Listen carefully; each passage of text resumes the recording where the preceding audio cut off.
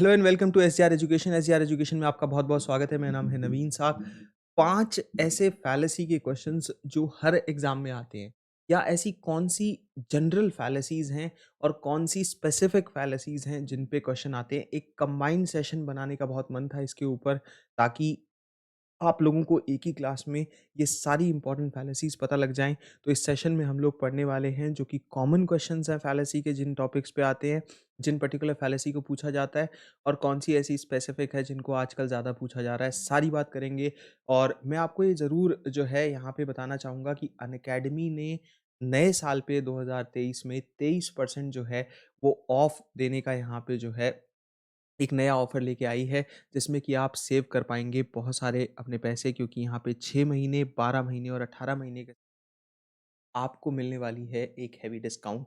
तो आप इस डिस्काउंट का बेनिफिट ले सकते हैं। एजुकेटर कोड SCRYT को यूज़ करना, मेरे कोड को, और साथ ही साथ आपको पूरी एक्सेस मिल जाएगी अनअकैडमी में। आप किसी से भी पढ़ना चाहें, पेपर 1 या फिर जो आपका सब्जेक्ट है, और सभी प्रैक्टिस टेस्ट और हमारे आने वाली जो PYQ सीरीज़ और टेस्ट हैं वो भी आप दे पाएँगे, और जो डेली प्रैक्टिस होती है वो भी कर पाएँगे।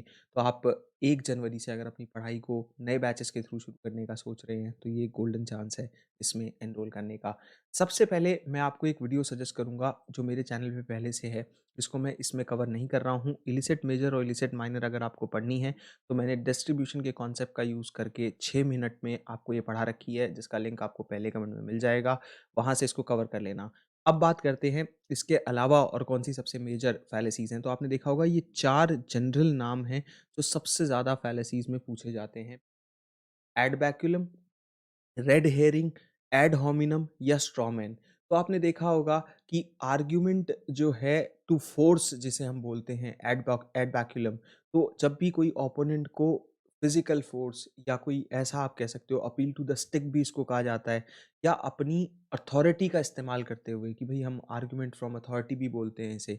तो कोई अनरीजनेबल या फिर फेलेसियस अथॉरिटी का इस्तेमाल करके अपने आप को हावी दिखाता है अपनी पोजीशन के दम पे, या और भी किसी कारण से आप किसी को बोलते हुए रोक लेते हैं क्योंकि आप बेटर पोजीशन पे हैं, या फिर आप जो है उससे ज़्यादा बड़े हैं। तो इन चीज़ों को आप गिनते हैं सबसे पहले fallacy number 1, argument to force या appeal to the stick, argument ad बैकुलम।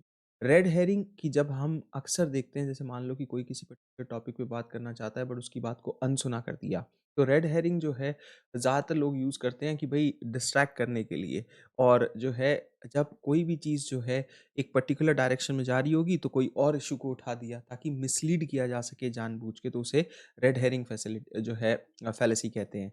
फिर एड होमिनम, जिसमें हम बोलते हैं कि इंसल्ट करना, पर्सनल अटैक करना जो है वो, आप ज़्यादातर आपने ये सब पढ़ी भी होंगी क्योंकि ये बहुत जनरल हैं। तो एड होमिनम में जहाँ पे किसी भी व्यक्ति पे पर्सनल अटैक किया जाता है, जहाँ पे उसकी जो है कोई ना कोई ऐसा रेफ़रेंस या बात चल रही हो जहाँ पे ओपोनेंट जो है प्रूव या डिसअप्रूव करना चाहता हो कोई पॉइंट और इश्यू, लेकिन वो लॉजिकली ना जाके उसके ऊपर एक पर्सनल अटैक करके जो है वो उसको सॉल्व करेगा, या उसको आर्गुमेंट को जीतने की कोशिश करेगा, जो कि काफ़ी गलत है, और इसे सर्कमस्टेंशियल भी बोल देते हैं। ये फिर आता है स्ट्रॉमैन। तो स्ट्रॉमैन एक तरीका है जिसमें कि ये आर्ग्यू करने का ऐसा तरीका है कि भई किसी के व्यूज़ जो हैं उसकी पोज़ीशन पे वार करो, उसके स्टैंड पे वार वार करो। तो आपने देखा होगा कि ये बहुत आसान होता है कई लोगों के लिए कि वो एक ऐसे व्यक्ति के अगेंस्ट जो है स्ट्रॉमैन कहते हैं ना, कि भाई एक जो स्केयरक्रो होता है जैसे, जिसका कोई आधार नहीं है, और फिर उसके आधार पे उसकी पोजीशन के ऊपर वार करना। तो to argue that one should not join the civil services since some civil servants are corrupt and by joining the service one would be supporting this system of corruption, कि भाई सिविल सर्विस में मत जाना, civil service में तो कुछ लोग corrupt होते हैं, और अगर करप्ट होते हैं तुम भी इस सिस्टम में जाके इसको सपोर्ट करने वाले ही बने जाओगे। तो अब इस बात का कोई आधार नहीं है। ये एक तरह की फैलेसियस आर्गुमेंट है जो दी जा रही है, किसी की पोज़ीशन पे वार करना, और ये फैलेसी जो है, जब आप बहुत ज़्यादा एक्सट्रीम व्यू रखते हैं ना किसी के लिए कि भई ये तो पक्का चोर है या ये तो बिल्कुल ही साहूकार है, बढ़िया है। तो जब आप ऐसे पोज़ीशन पे वार करते हैं, तो वो स्ट्रॉमैन जो है फैलेसी कहलाती है। फिर आपने देखा होगा कि एड मिस्कॉडियम या जो है अपील टू पिटी की फैलेसी को बहुत बार पूछा जाता है। एड हॉक जो असल में फैलेसी है ही नहीं, फिर भी इसे बहुत पूछा गया पिछले बार एग्ज़ाम के अंदर। एड पॉपुलम को कई और नामों से भी जानते हैं, और एड पॉपुलम का एक एग्ज़ाम्पल है जो मैं आपको यहाँ पे दूँगा जिस पे लोग ज़्यादा बिलीव नहीं करते। जो है, और उसके अलावा फैलेसी ऑफ एक्सीडेंट। तो ये आप देखेंगे कि बहुत बार आजकल पेपर में एड हॉक नाम से फैलेसी पूछी जा रही है, जो हकीकत में लॉजिकल फैलेसी है ही नहीं। क्योंकि ये एक तरह का फेलेसियस रेटोरिकल स्ट्रैटेजी है, जिसको पकड़ पाना बहुत मुश्किल होता है। अब रेटोरिक क्या होता है कि अपनी बात को इस तरीके से रखना कि आपकी बात जो है वो सबको पसंद आए। और जब भी ये तब फैलेसी अगर होती है कि भई कोई व्यक्ति का क्लेम जो है वो थ्रेटन लगता है, क्योंकि उसको लगता है कि भई सामने वाला जो है वो मेरी बात को यहाँ पे झूठा करार दे देगा। तो वो एक ऐसे रेशनल के साथ आते हैं डिसमिस करने के लिए काउंटर एविडेंस को, ये मानते हुए कि उनका ओरिजिनल क्लेम इस चीज़ से बच जाएगा।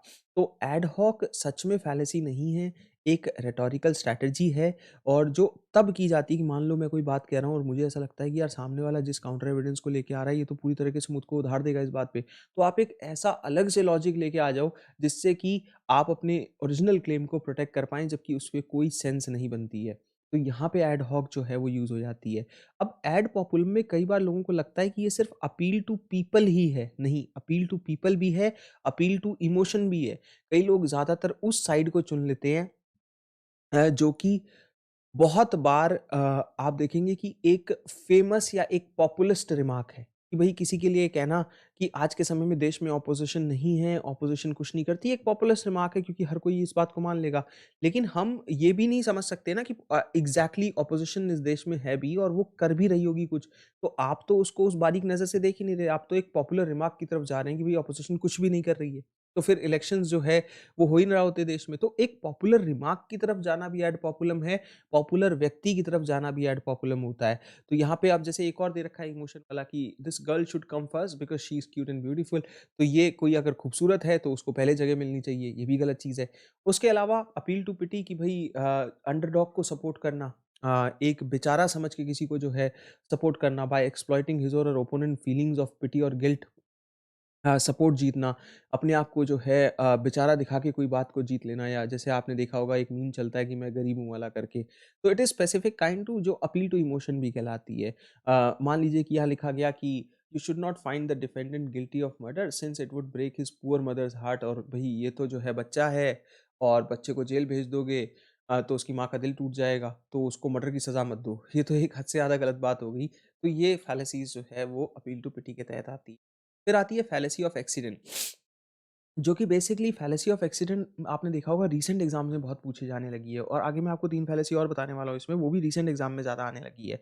तो एक्सीडेंट फैलेसी जो है वो एक लॉजिकल फैलेसी है जिसे हम रीजनिंग का एरर कहते हैं, that weakens an argument by applying a generalisation to situation where it does not apply. कि भाई आपने मान लो कि क्लास में शुरुआत में आते ही जो है बच्चों से कुछ चीज़ें पूछी और बच्चे जो है वो उस बारे में जवाब नहीं दे पाए, आपने कहा कि पूरी पूरी क्लास नालायक, या किसी ने बहुत अच्छे जवाब दिए तो आपने कहा पूरी क्लास ही ये तो टॉप है।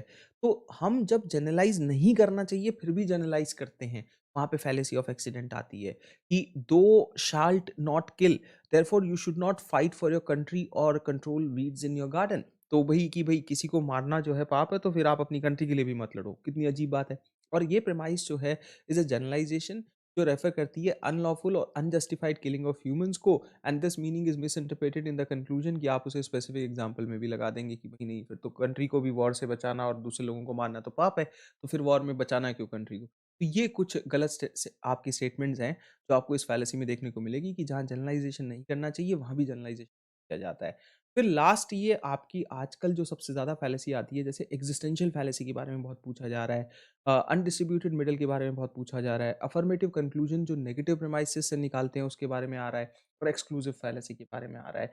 तो देखिए, जो अनडिस्ट्रीब्यूटेड मिडल है, वो फैलेसी एक फॉर्मल एरर होता है, फॉर्म का एरर होता है, जो तब आता है जब कैटेगोरिकल सिलोगिज़म्स में जो मिडल टर्म है, वो डिस्ट्रीब्यूटेड नहीं होती है, ना ही आपके माइनर प्रीमाइस में मतलब प्रीमाइस 2 में, और ना ही मेजर प्रीमाइस मतलब प्रीमाइस 1 में। तो जब भी आपको ये देखने को मिलेगा कि मिडल टर्म जो है वो डिस्ट्रीब्यूटेड नहीं है, middle term is not distributed ना ही माइनर में और ना ही, तो डिस्ट्रीब्यूशन क्या होता है? जहाँ पे ऑल को रेफ़र किया जाता है, और अनडिस्ट्रीब्यूटेड क्या होता है? जहाँ पे सम को रेफ़र किया जाता है। तो जब मेजर और माइनर में आपकी मिडल टर्म डिस्ट्रीब्यूटेड नहीं होती है, वहाँ पे अनडिस्ट्रीब्यूटेड मिडल। फिर अफ़र्मेटिव कंक्लूज़न मतलब कि एक पॉज़िटिव कंक्लूज़न निकाली जा रही है, जबकि प्रीमाइसेस जो है वो कंप्लीटली नेगेटिव थे। तो जब भी एक कैटेगोरिकल सिलोगिज़्म में आपको ये देखने को मिले कि एक या एक से ज़्यादा प्रीमाइस तो नेगेटिव था, और आप एक फॉर्मल फैलेसी मतलब फॉर्म की स्ट्रक्चर की फैलेसी को कमिट कर रहे हैं, क्योंकि आप जो है पॉजिटिव कंक्लूजन निकाल दे रहे हैं। एक नो नो की मान लीजिए स्टेटमेंट्स थी, दोनों की दोनों, और फिर आप जो है वो ऑल इज़ ट्रू ऐसा करके एक स्टेटमेंट निकाल रहे हैं जो कि पॉजिटिव है। तो ये नहीं किया जा सकता है किसी भी केस में। फिर एक्सक्लूसिव की फैलेसी जो है वो तब आती है जो कि कैटेगोरिकल सिलोगिज्म में, जहाँ पे that is erroneous since both premises are negative. तो दोनों प्रीमाइसेस अगर नेगेटिव हैं तो उसे एक्सक्लूसिव प्रीमिसेस की जो है फैलेसी कहा जाएगा। क्योंकि किसी भी कैटेगोरिकल सिलोगिज्म में, जो कि कैटेगोरिकल सिलोगिज्म में ये एररोनियस है कि आप एक पर्टिकुलर चीज़ को जो है पॉजिटिव वे में नहीं लेके आ सकते, जो आप नेगेटिव इन्फ्रेंसेस से नेगेटिव ही रेफर होगा। और दूसरी जो एग्जिस्टेंशियल फैलेसी है जो सबसे ऊपर लिखी है, कि आप जब भी ये देखते हैं कि कैटेगोरिकल सिलोगिज्म में दो यूनिवर्सल प्रीमाइसेस हों और आपको एक पर्टिकुलर कंक्लूजन पे लाया जा रहा है, जो हम मूड एंड फिगर्स में भी सिखाते हैं, कि मान लीजिए कि लिखा है ऑल ए इज बी, ठीक है, नो ए इज बी। तो यहाँ से, क्योंकि आपको दोनों यूनिवर्सल दिख रहे होंगे ऑल और नो, लेकिन आपको एक पर्टिकुलर सिचुएशन पे ला दिया जाए कि भाई some A is B, which is absolutely not correct, क्योंकि यहाँ पे एग्जिस्टेंशियल फैलेसी लगाई गई है। और इसी में ही फिर एरिस्टोटल के रूल लगते हैं, आपको याद होगा, जब मूड एंड फिगर में हम इसको जज करते हैं। अदरवाइज आप लॉजिकल रीजनिंग की मेरी सीरीज देख लीजिए, उसमें मूड एंड फिगर्स की क्लास है, क्लास नंबर 7 जो लास्ट क्लास है। तो thank you so much, hopefully आपको ये सारी चीज़ें समझ में आई होंगी और एक ट्रैक मिल गया होगा कि अब कौन कौन सी फैलेसी करनी है। मैं इस पर एक डिटेल क्लास भी लूँगा, फ्री क्लास। अभी मैंने रिसर्च की फ्री क्लासेस के लिंक शेयर किए हुए हैं टेलीग्राम में, जो अभी रिसेंटली अनअकैडमी पे हुई है, उन सबको पूरा कर लीजिए जनवरी महीने की क्लासेस से पहले।